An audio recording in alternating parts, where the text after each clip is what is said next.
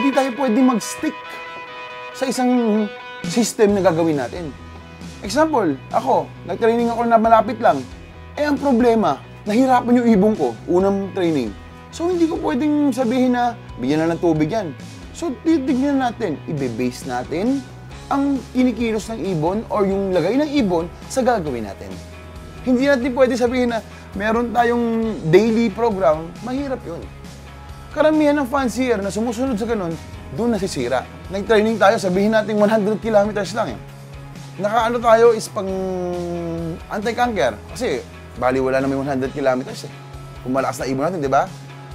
Pero anong nangyari yung araw na yan? Nagkahirapan. Kinuha ng 3 hours yung 100 kilometers.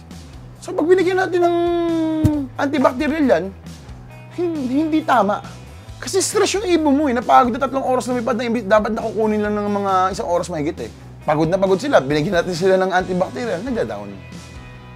Nakuha nyo? Yun ang purpose. Bakit natin kailangan hindi tayo babase sa daily program? Okay, bumase tayo sa daily program kung angkop yung ibon sa gagawin natin. Kailangan natin mag-adjust. Kaya ako, hihingan mo ko ng hahanapan mo ako ng system dito na araw-araw na ginagawa, wala akong ganun. Hindi ko sila sinasanay ng ganun, yung mga lokman ko. Sanayin ninyo. Basta pakita nyo medyo pagod ang ibon. Pagdating dito, sobrang nahirapan sa lipad. Gumanon yung balahibo, papagod, di ba? Vitamin sa schedule ang gusto ko ibibigay natin? Hindi. Electrolyte. Kailangan natin i-recover yung ibon. Dahil simula bata yan, tayo nag-aalaga niyan. Tayo nag-aalaga niyan, simula bata. So more or less, alam mo yung kinikilos nila. Kailangan natin talagang obserbahan yung ibon. Yun ang labanan din dyan eh, tutuusin lang eh. Ang daming gamot, ang daming talagang gamot. Di ba, maraming mamahal na gamot. Di ba, may local na gamot.